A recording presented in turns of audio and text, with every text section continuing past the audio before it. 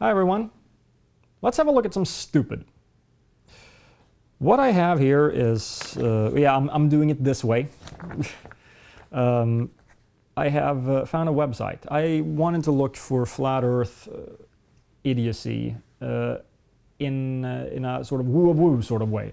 I wanted to find a site or a document that compiles the entire pseudoscience. And it turns out that flat earthers are too stupid to do something like that.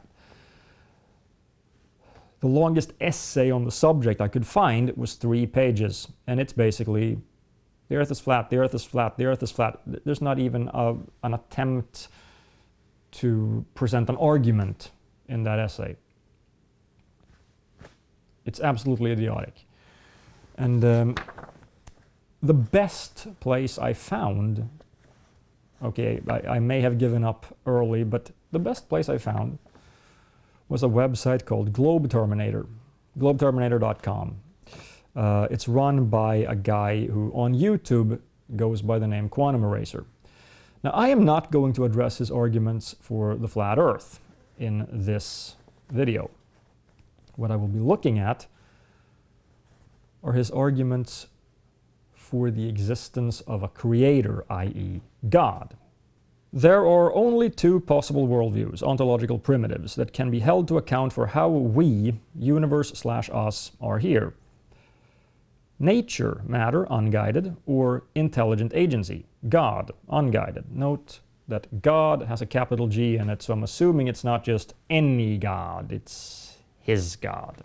Because of course we can rule out all other gods, so you already see that this is a false dichotomy. Guided and unguided, that's a dichotomy. That much is true, but it doesn't have to be guided by a god just because it's guided. Therefore, the atheist's creator must be matter/nature, i.e. philosophical naturalism/realism. That's funny because when I want to talk about what flat earthers believe or what theists believe or what Jordan believes, I actually look at what they say. You clearly don't listen to what atheists say. I think most atheists, at least the people who you would call internet atheists, like myself, would absolutely disagree with what you just said. We tend to be methodological naturalists, not philosophical naturalists. What that means is that we simply decide to describe nature using nature. We describe natural phenomena as having natural causes. And the reasoning behind that is actually pretty simple. I define nature, first of all, as the reality to which I belong. What that means is that anything that I can interact with must be part of the same reality as I am because I'm interacting with it. Well, that makes it natural as well. Anything that can interact with, well, it's also part of the same reality, so it's also natural. It's sort of a recursive definition. I start with myself, and then I just work my way outward. What this means is that when I find a new phenomenon, I find it because of some kind of interaction that I have observed. And by definition, that makes it natural. Under this definition, which you are free to disagree with, but then we'll be talking past each other, so straw man alert. Under this definition, anything that is supernatural is necessarily undetectable. It becomes irrelevant. This is methodological naturalism, not philosophical naturalism. Philosophical naturalism asserts the non-existence of the supernatural. And I say that's completely unnecessary and completely unjustified, because I can't investigate whether the supernatural exists or not, since anything I detect is necessarily natural. How could I possibly detect the supernatural?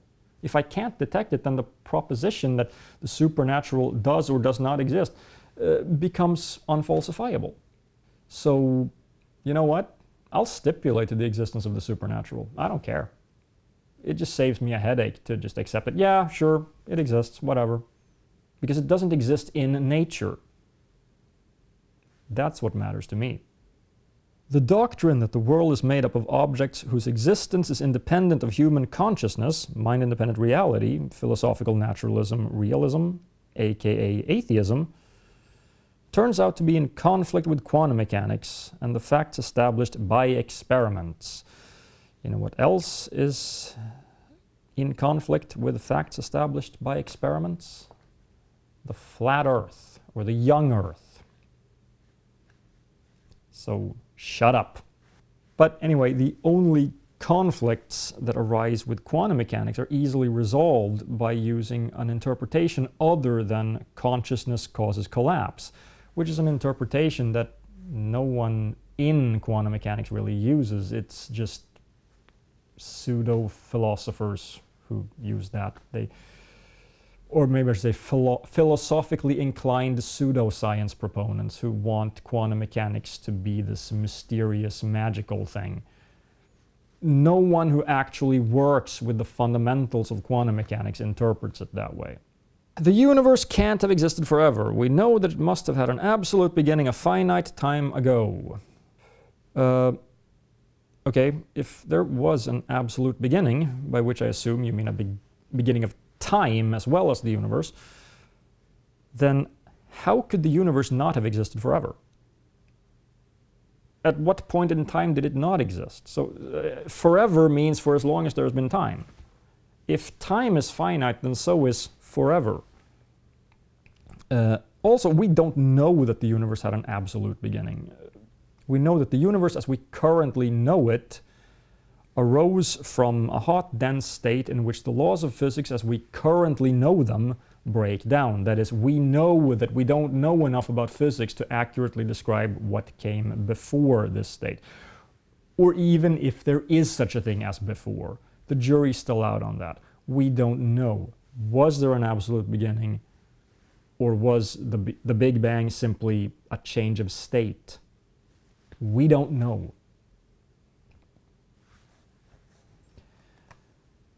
Scientific proofs of the Creator. Bear in mind, these are not belief propositions, they are knowledge claims, okay? So we know that they are not scientific proofs because science doesn't do proof in that sense. Science doesn't allow for positive proof the way you prove a theorem in mathematics, for example. The only thing you can know using science is that given the evidence currently available, this is the best explanation. This model that we're creating from this evidence appears to accurately reflect reality. We can use it for practical purposes. That is the best we can do in science. We cannot do 100% certainty. 1. Information, code, software is only ever caused by intelligent agency without exception. Really, because I can give you a counterexample. First, I notice that you don't define information. So let me define it for you and see if you agree.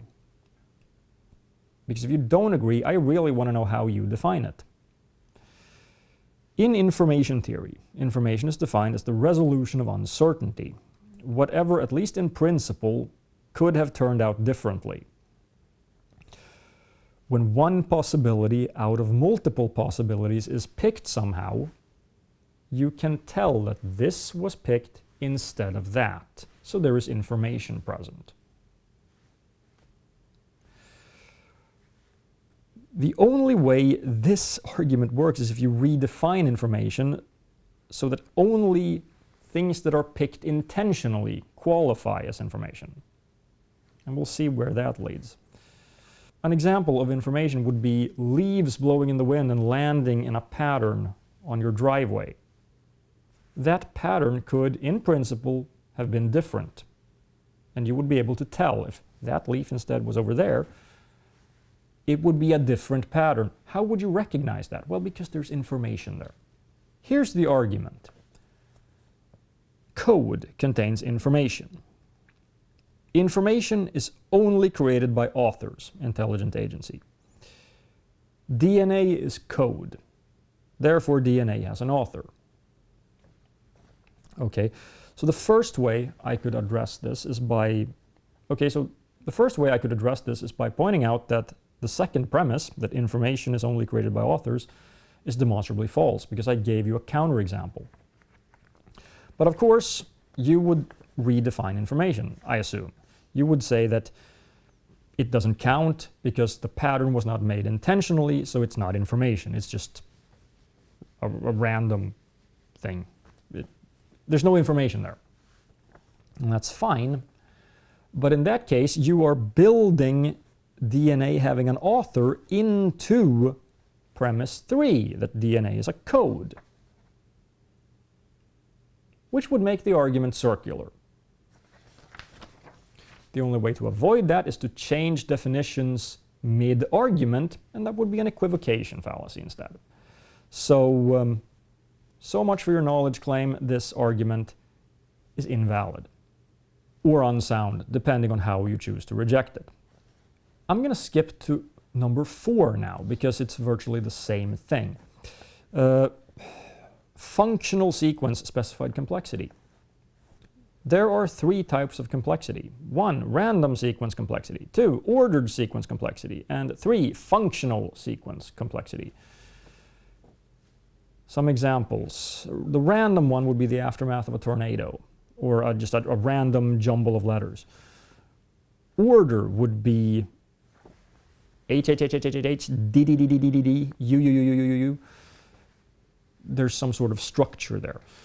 Crystals, snowflakes, sand dunes, fractals. I'm wondering why you mentioned crystals and snowflakes separately, because snowflakes are crystals, but I wouldn't expect a flat earther to know that.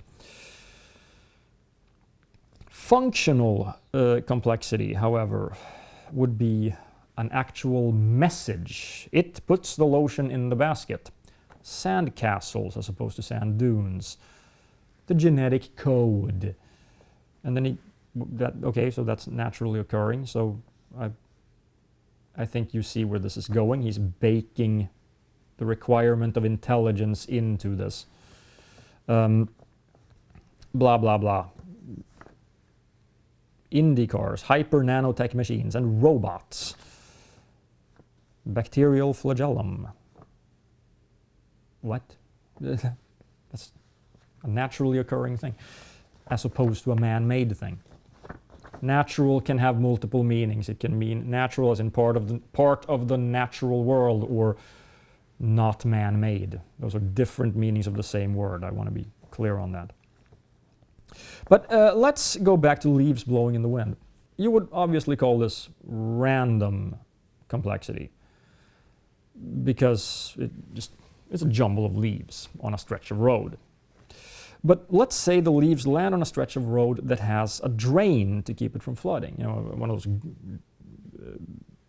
drains with grates over them. When leaves land on that kind of grate and they get wet because it rains, they cling to it. And this can lead to the drain being blocked. So the road floods. But only some patterns will cause the road to flood. If the leaves are somewhere else, then this won't happen, right? So the pattern can have a function, a specific function no less. And it's a counterexample that shows that no intelligence is required. But I'm gonna guess what your response is. Because the function is accidental, it doesn't count as a function. It needs a function implies intent. This is just an accident. Fine, but then we're back to the same circular ass reasoning as before.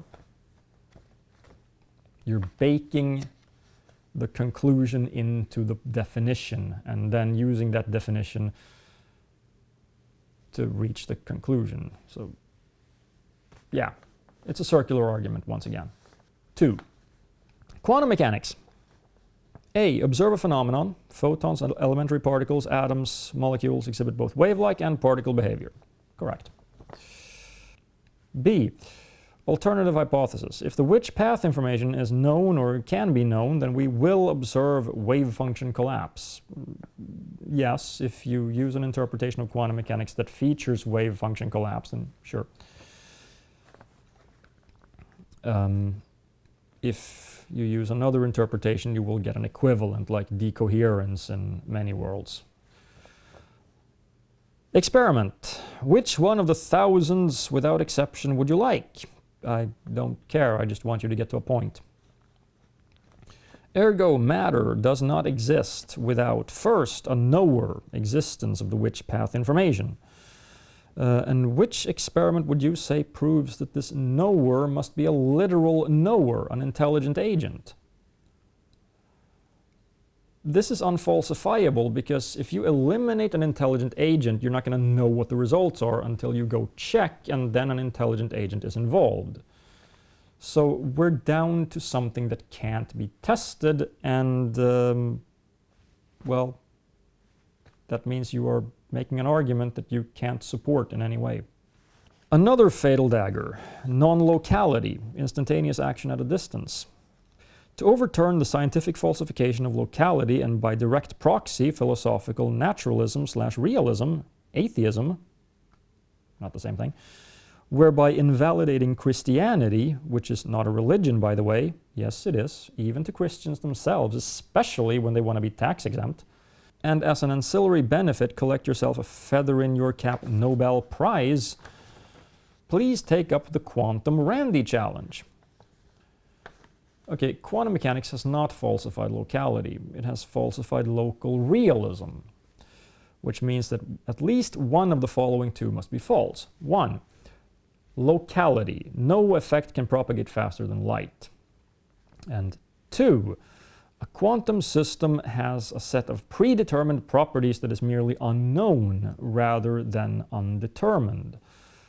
That is, there are hidden variables in quantum systems. These hidden variables only become known when we interact with the system. This is called realism. Now, since locality being false contradicts relativity, which has mountains of support outside of quantum mechanics, it stands to reason that it is 2, which is completely unsupported, which is the false one. But what the hell does this have to do with proving creationism? A Nobel Prize and $1 million is being offered. All you have to do is prove naive realism or local realism is true and not observation dependent. 8+ years and still no takers. I wonder why. Because to the best of my knowledge, everyone who knows anything about quantum mechanics accepts this. 3. Laws of thermodynamics. The first law of thermodynamics, the total amount of energy in the universe is constant.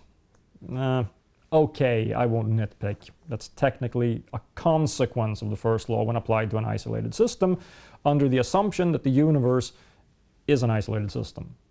But okay, fair enough. Let's do that. 2, the second law of thermodynamics, the amount of energy available for work is running out. The universe is moving inexorably to maximum entropy or heat death. I won't nitpick. That's a consequence of the second law. But let's go with that.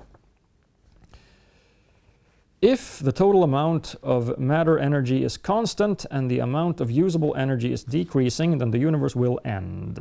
The heat death of the universe. Ergo, it had a beginning. Well, actually, that doesn't follow from the fact that it would end. You can use a reasoning with the second law of thermodynamics to show that because the universe hasn't reached heat death yet, the past cannot be infinite. At least, the universe cannot have been left alone infinitely back into the past. And not the Big Bang pseudoscience train wreck, he adds.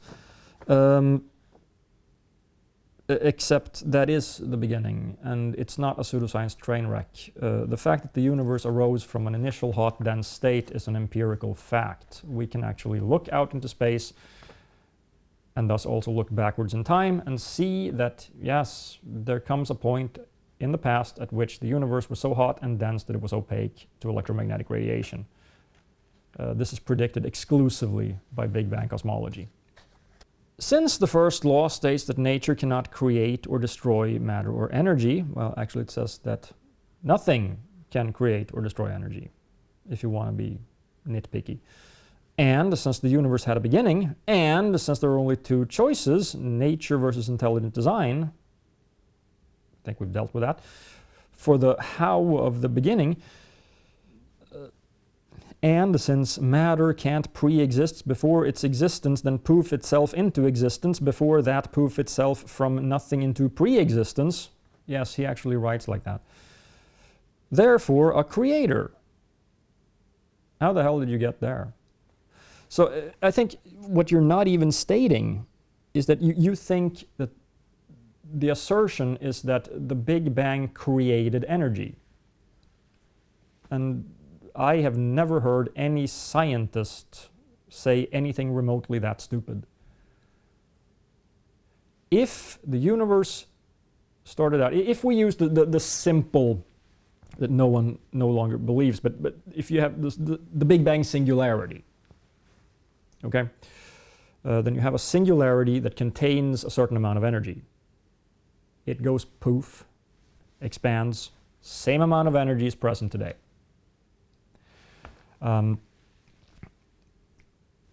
No energy has been created. Now, regardless of how you think the Big Bang happened, whether there was a singularity or whether there was a quantum fluctuation or whatever, it doesn't matter. The point is the same amount of energy that existed at the moment of the Big Bang exists today. So no energy has been created, no laws of thermodynamics have been violated. In fact, the laws of thermodynamics are used to derive the Big Bang. You also have a false dichotomy here. You're saying basically the universe couldn't have created itself, so God must have done it. But you have ruled out the idea that the universe itself is the uncaused cause. You have ruled out fluctuations in the quantum vacuum. You have ruled out the possibility that the Big Bang was just a change of state and that time continues on the other side. You've ruled out Harry the Happy Hippo farting the universe into existence while muck spreading, or anything else that you can make up. You have ruled out one possibility out of a potential infinite number of possibilities, and thus concluded that option number 2, as opposed to 3, 4, 5, or 27 quadrillion, must be the correct one. That's a false dichotomy. But here's what made me want to respond to this in a video.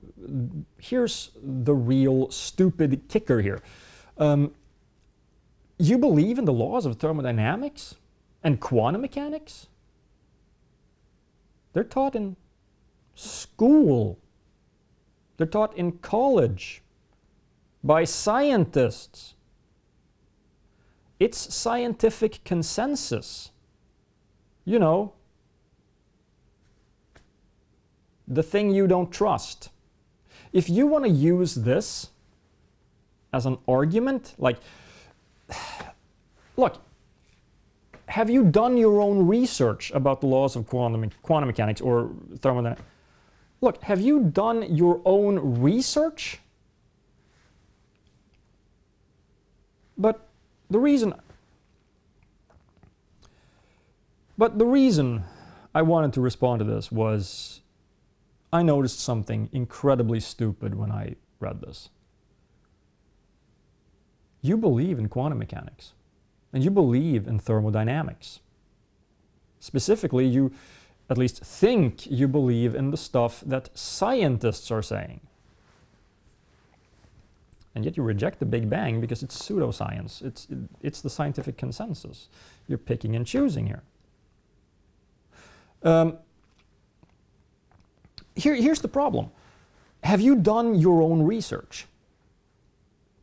Because I have seen a YouTube video that disproves the foundations of quantum mechanics.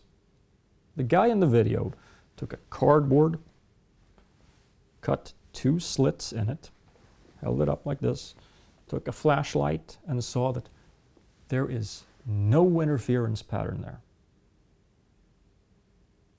No interference pattern whatsoever. No interference pattern whatsoever.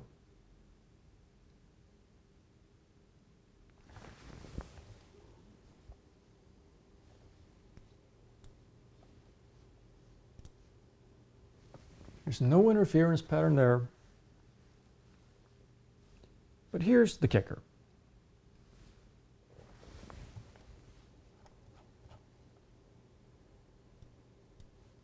But here's the kicker.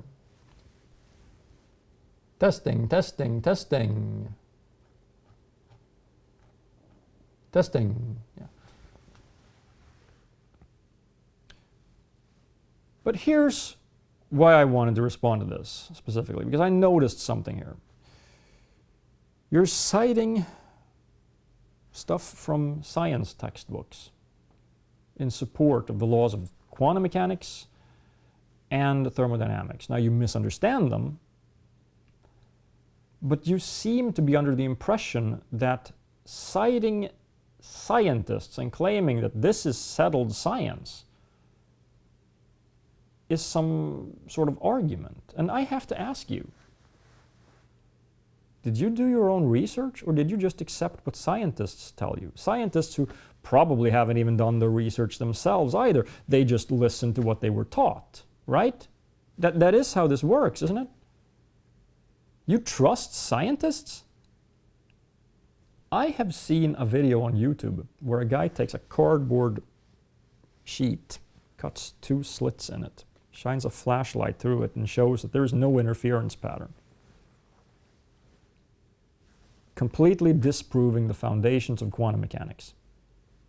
Did you see that video? Maybe not, because I actually wanted a clip of that video playing here right now, and I can't find it. It seems to have been taken down even.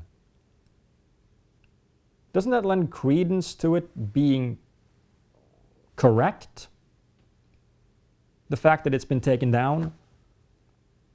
The man took it down. Why would it not be correct?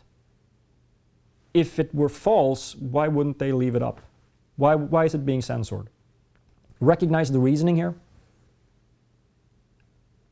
Of course, anyone who understands anything about quantum mechanics, or even its precursor, high school level wave physics, understands that the slits have to be very close together in order to show an interference pattern, but that's irrelevant to the fact that it shows that you haven't done your own research. You have just accepted what you have been taught in school, right? You're just accepting what scientists are telling you. And what about the laws of thermodynamics? Have you ever done any research about free energy? Because there's a community of people who have proved beyond all doubt, so they claim, that the laws of thermodynamics were made up by the oil lobby in order to fool people into thinking that cars need engines that require fuel. Have you done any research of your own, or are you just listening to scientists? Wake up, you stupid sheep. Or, here's another thought. Don't be a complete idiot and accept that, yes, an appeal to the scientific consensus is an argument supporting your position. In principle, you're doing the right thing here. The problem is you're not consistent. If you want to cite the scientific consensus, you should also accept it regarding the Earth being formed about 4.5 billion years ago, or Darwinian evolution, or the safety and efficacy of vaccines, which I assume you're against. Anthropogenic climate change, which I assume you reject. Or that the Earth is round. Please keep your stupidity consistent. See ya.